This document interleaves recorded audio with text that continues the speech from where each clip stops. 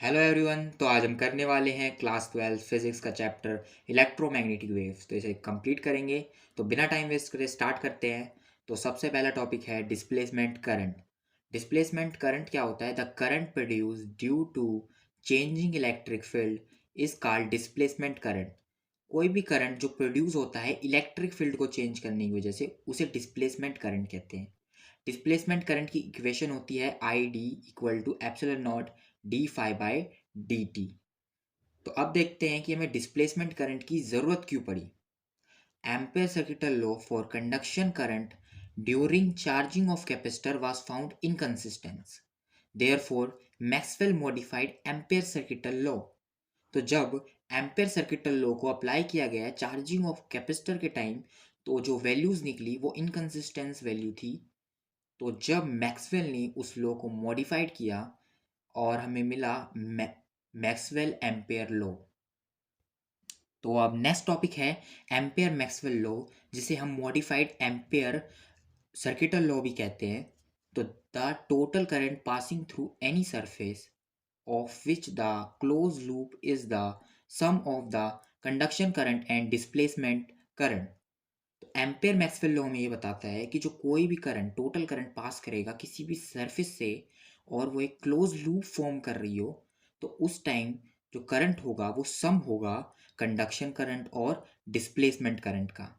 तो इसकी जो इक्वेशन है वो ये है, line integration B dot D L equal to mu naught I C plus mu naught epsilon naught D phi by D T. यहाँ पे जो आई सी है वो कंडक्शन करंट है और ये जो इक्वेशन है ये डिस्प्लेसमेंट करंट की है। Conduction current flow of charge की वजह से प्रोड्यूस होता है और displacement current changing in magnetic field की वजह से प्रोड्यूस होता है। नेक्स्ट टॉपिक है मैक्सवेल इक्वेशन।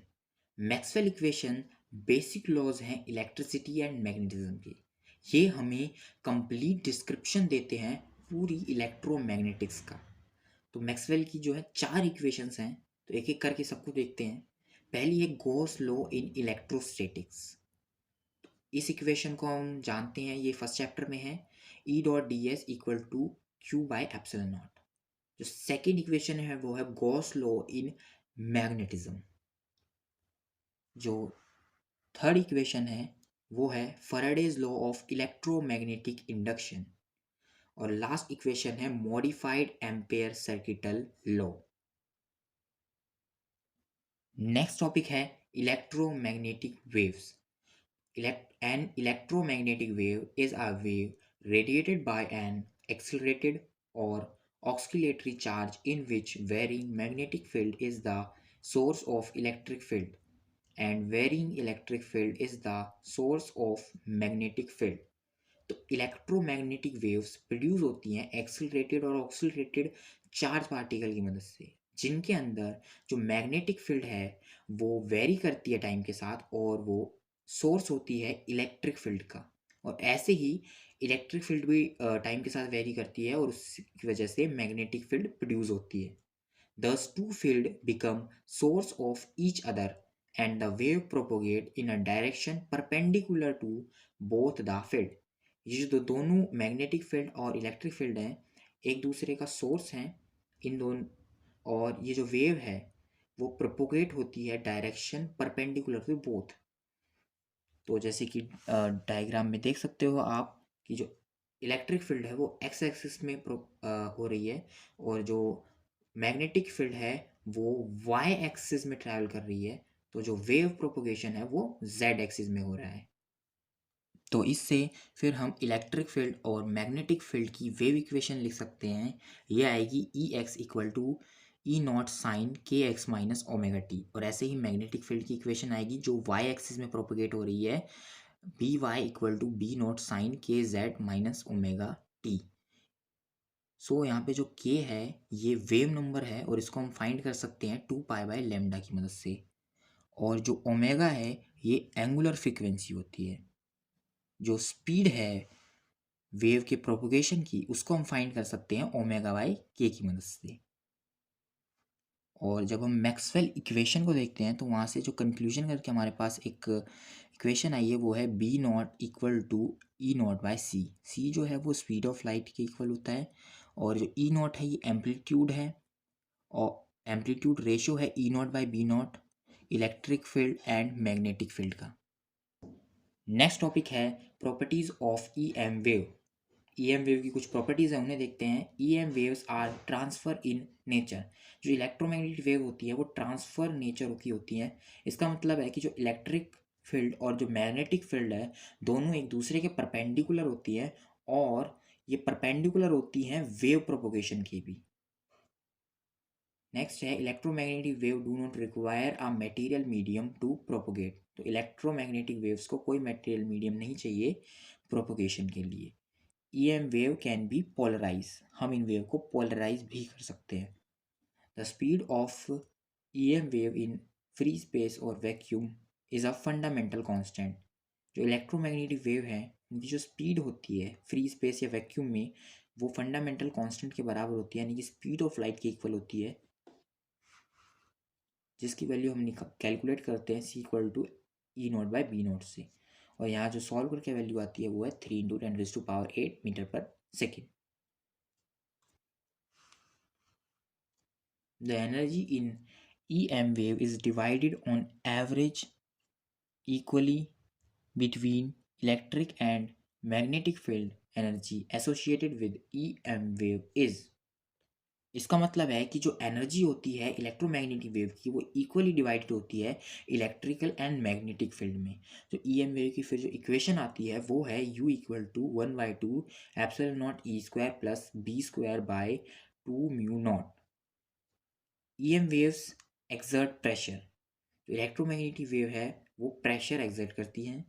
नेक्स्ट प्रॉपर्टी है E M wave carry energy and momentum. E M wave energy और मोमेंटम को कैरी करती हैं। अगर कोई ई एम वेव है उसके पास एनर्जी u है और वो प्रोपोगेट कर रही है स्पीड c से, तो उस टाइम जो उसका लीनियर मोमेंटम होगा वो हम कैलकुलेट करेंगे p equal to U by C. जो यहाँ पे U है वो टोटल एनर्जी ट्रांसमिट है इलेक्ट्रोमैग्नेटिक वेव से, और जो C है वो स्पीड ऑफ इलेक्ट्रोमैग्नेटिक वेव है। नेक्स्ट टॉपिक है intensity of E M waves. The energy crossing per unit time in a direction perpendicular to the direction of propagation is called intensity of wave. इसकी जो equation होती है वो होती है I equal to U by A into T. Next topic है electromagnetic spectrum. The systematic sequential distribution of electromagnetic wave in ascending और descending order of frequency और wavelength is known as electromagnetic spectrum. जो electromagnetic wave का एक systematically distribution होता है according to their wavelength और frequency, उनको अरेंज किया जाता है असेंडिंग ऑर्डर में और डिसेंडिंग ऑर्डर में, ठीक है, एक लाइन से, तो उसे ही हम इलेक्ट्रोमैग्नेटिक स्पेक्ट्रम कहते हैं। तो अब हम देखते हैं कि जो अलग अलग टाइप के इलेक्ट्रोमैग्नेटिक वेव्स होती हैं वो कौन कौन सी हैं। तो सबसे पहली है गामा रेज। इसकी जो वेवलेंथ होती है वो 10⁻³ नैनोमीटर से भी कम होती है, ठीक है। इसका जो प्रोडक्शन होता है वो radio active decay of nucleus की वजह से होता है। इसका ये यूजेस हैं, इसे हम फूड प्रिजर्वेशन में यूज़ करते हैं और रेडियोथेरेपी में यूज़ करते हैं। नेक्स्ट है एक्सरेज। एक्सरेज की जो वेवलेंथ होती है वो 1 नैनोमीटर से 10⁻³ नैनोमीटर के बीच में होती है। इनकी जो प्रोडक्शन है वो जब इलेक्ट्रॉन को हाई एनर्जी के साथ किसी मेटल पे मारा जाता है तब होती है, या इनकी जो प्रोडक्शन है वो एक्सरे ट्यूब्स में भी होती है। इनके जो यूज़ हैं वो मेडिकल डायग्नोसिस में यूज़ किए जाते हैं इनको, क्योंकि ये मसल्स के थ्रू पार हो जाती हैं पर ये बोन्स के थ्रू पास नहीं हो पाती, और जैसे किसी क्रैक वगैरह फॉल्ट वगैरह डिटेक्ट करने के लिए यूज़ होता है इनका। नेक्स्ट है अल्ट्रावायलेट रेज। अल्ट्रावायलेट रेज की वेवलेंथ भी 400 नैनोमीटर से 1 नैनोमीटर के बीच में होती है। इनकी जो प्रोडक्शन है वो इनर शेल एटम्स इलेक्ट्रॉन होते हैं वो मूव करते हैं जब एक एनर्जी लेवल से दूसरे लोअर एनर्जी लेवल में, तब इनकी प्रोडक्शन होती है। और इनको यूज़ किया जाता है to kill the germs in minerals, और इनको यूज़ किया जाता है यूवी लैम्प्स में to kill germs in water purifier. Next है विजुअल रेज। विजुअल रेज की जो वेवलेंथ होती है वो 700 नैनोमीटर से 400 नैनोमीटर के बीच में होती है। इनकी जो प्रोडक्शन है वो एटॉमिक एक्सटेंशन की वजह से होती है, और इनके जो यूजेस हैं वो हम जो कोई भी चीज़ देख सकते हैं, ठीक है, और जितनी भी हम इंफॉर्मेशन को प्रोवाइड कर सकते हैं वो सब हम विजुअल रेज की वजह से ही कर पाते हैं। नेक्स्ट है इंफ्रारेड वेव्स। इंफ्रारेड वेव्स की जो वेवलेंथ होती है वो 1 mm टू 700 नैनोमीटर के बीच में होती है, और इनका जो प्रोडक्शन है वो एटम्स और मॉलिक्यूल के वाइब्रेशन की वजह से होता है। और इनके जो यूजेस हैं वो इन्हें इंफ्रारेड लैंप्स में यूज़ किया जाता है और फिजिकल थेरेपी में भी यूज़ किया जाता है इन्हें। नेक्स्ट है माइक्रोवेव्स। माइक्रोवेव्स की जो वेवलेंथ होती है वो 0.1 मीटर टू 1 mm के बीच में होती है। इनका जो प्रोडक्शन है वो मैग्नेट्रॉन और क्लिस्ट्रॉन और गन डायोड के थ्रू होता है। इन्हें यूज़ किया जाता है रेडार कम्युनिकेशन में, और कुकिंग में भी इसको यूज़ किया जाता है।